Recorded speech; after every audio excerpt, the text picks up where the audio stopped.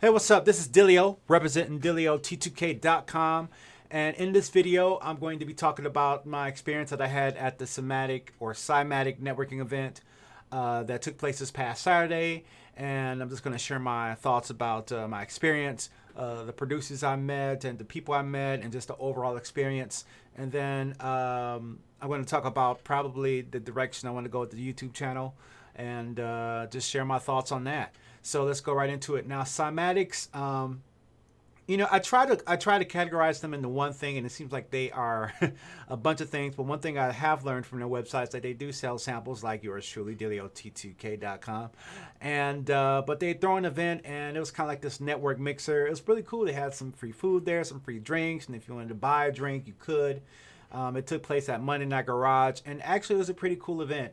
The thing is that I actually do like the location. I've actually been to one of the Controller Rise events there as well, and I met some of the staff of Cymatics. They're actually pretty friendly, pretty nice. I found it very interesting that one of the staff had a guy with a camera, and the guy I was speaking to, I believe it was Steve. I might get that name wrong. I had a lapel on, and I believe he was recording content probably for his Instagram or YouTube channel. And there are a lot of producers there.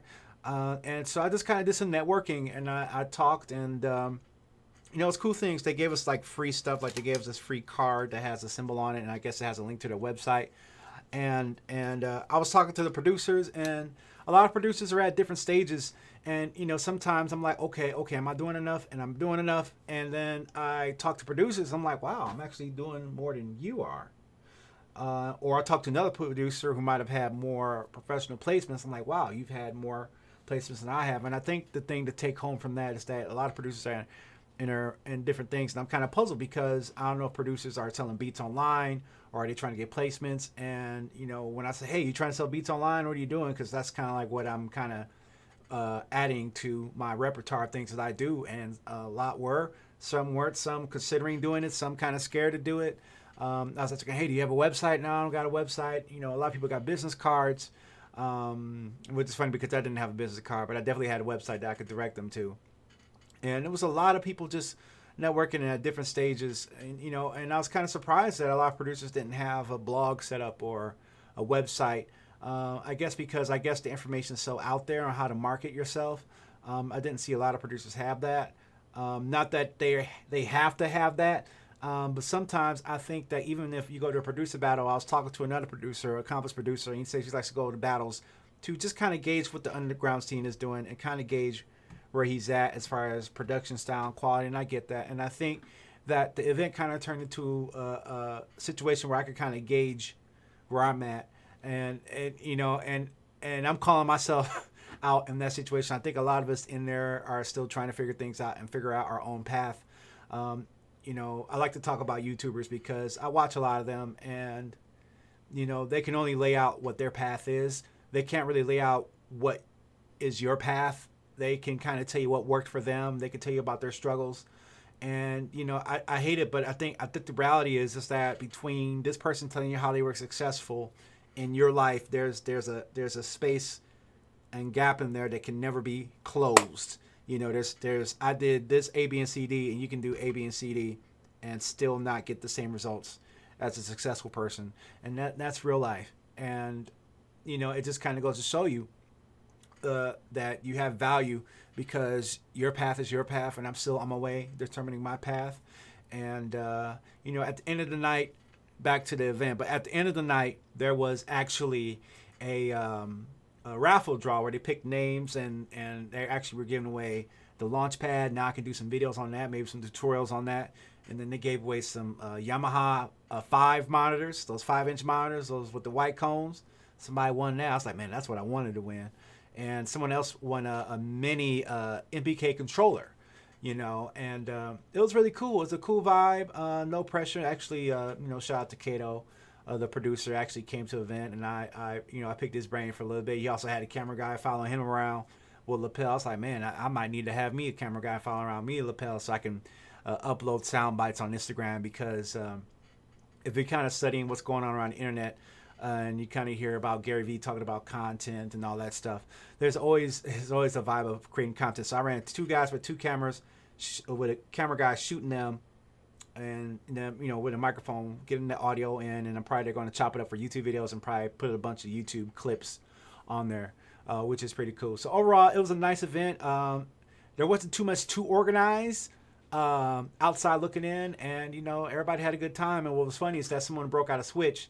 Me and two other guys came up, was like, man, we should have brought our Switch too. And I don't know if it's common practice to bring your Switch to a musical industry networking event, but it's definitely something to consider to have in your back pocket just in case. But that was pretty cool. We played Smash Brothers, and that was the end of the night. So moving forward, the YouTube channel is still here. I'm still doing things, and YouTube environment has definitely changed, and being on here, this platform this long, I try to find ways to kind of deliver content. I know a lot of people like the remakes, and I'm trying to find a more efficient way of giving the information to you guys without counting so much on YouTube, because I know that YouTube could easily be part of that thing where companies limit your exposure so that it creates a demand for you to pay for the exposure on the platform. And, and I know my content has been very mixed. And that's just kind of part of my personality. I like to experiment, and sometimes I'll get tired of doing one thing to try another. And I know a lot of people in the audience may or may not like that. And, I'll be honest, sometimes I get caught up, or I don't want to say silent. Oftentimes I'll get caught up in the numbers. I'm like, okay, I make this video, don't get this many views. I make this video, I get that many views. And okay, if I do this again and I do that again. And sometimes you can do the same thing and get different results. And I think it's easy to get kind of mentally caught up into the wormhole of statistics and analytics at the cost of creativity, at the cost of fun. You want to kind of build this business, but you kind of want to be creative too as well. And so I've really been thinking about ways of kind of doing remakes and maybe original beats. Maybe if I do and also dealing with the sample issues. If I put it on my website, I don't have to really deal with YouTube's content ID, which is very harsh on samples. If you're trying to make a beat and you're using a sample and it triggers that content ID, the video can either be getting taken down, or you can get a strike. And this has happened to me in the past. So I'm not so quick to do something. And there's like a lot of tracks I want to do, but a lot of these tracks have samples. And I have to be kind of careful because I'm trying to protect this YouTube channel. And so there's always this tug of war of things that comes into play. But I definitely want to create. I know that a lot of people get things out of remix. So I'm trying to figure out a way to maybe teach the context of music creation, bypassing the copyright loopholes that you got to go through with popular songs. However, you got to think about this is that a lot of you guys found me from probably some content that you probably heard of. You probably saw my remake based on the artist that you already heard of. You might have saw a beat remake based off of a beat you already know about, and you probably were looking up, and you might have stumbled upon one of my remakes and like, oh shoot, that's cool. And I like that hook. The only problem is that on the YouTube platform, there's just so many loopholes to go with when you're dealing with audio content. Not so much video content. I'm not quite sure how that works, but I always like to say this analogy. You can talk about Halo Wars, or you can talk about video games. And I know Nintendo kind of cracks down on their content too as well, being on this platform.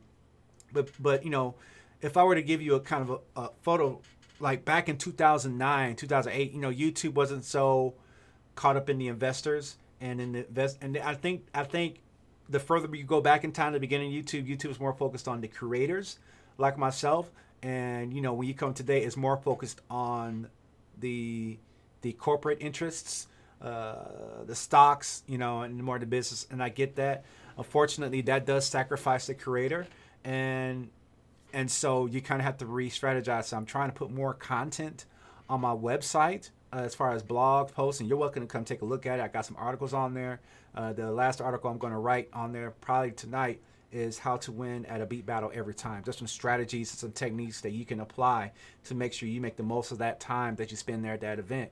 Because if you're at a producer battle, 9 times out of 10, the promoter is charging you to compete. And if you don't have these things in place, you won't get the most you can get out of that night, and so just things like that. So I got articles on my website, and I'm trying to direct more traffic there. If I do a remake, it'll probably be more simpler, but the details of all the sounds and everything that I use will probably be on a post on my website, just because at this point in time, I need to add more content value to my own platform that I own versus YouTube. You know, and I'm not mad at YouTube. I'm not mad at the platform. I think I had that phase. The frustrated platform, I had that phase. Oh my gosh, viewers aren't using my video, looking at my videos. I had that phase. Oh, they rather just see remakes. No, I had that phase, right?